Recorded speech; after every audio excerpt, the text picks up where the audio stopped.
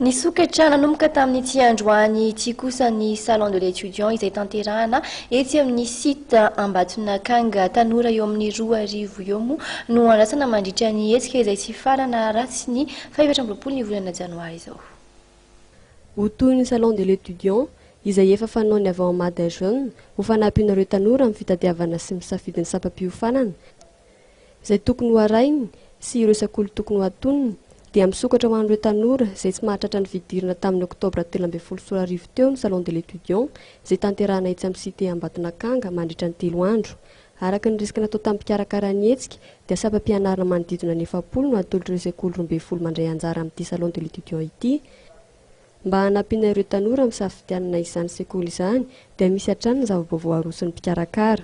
Ny filière misy aty zany zao amin'izao fotoana zao eo amin'ny 70 mahery eo izany no filière azon'ny ankizy safidianana. Zany hoe zany l'exacteur fianarana izay mbola manao rentrée amin'ity volana febroary ho avy ity zany tena mandray anjara betsaka ity.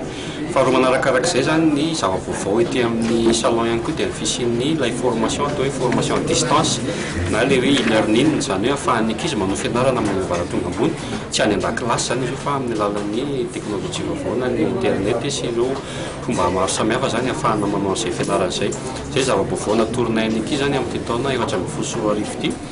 Ny tena mahasarika ny ankizy aloha amin'ny ankapobeny tahaka ny mahazatra ny resaka management sy ny gestion isan-karazany fa na izany raha misy filière ho izay atao 70 mahery azon'ny ankizy safidianana zany ahafahany maneho fianarana ambaratonga ambony ao aoriana amin'ny mpaka.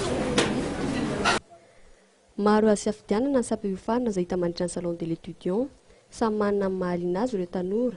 Teo no efa manana amin'ny maharesy lahatra azy teo amin'ny sapam-piofanana saingy ny sekoly no mbola mampiay azy. Anisan'izany ireo izay sendranay.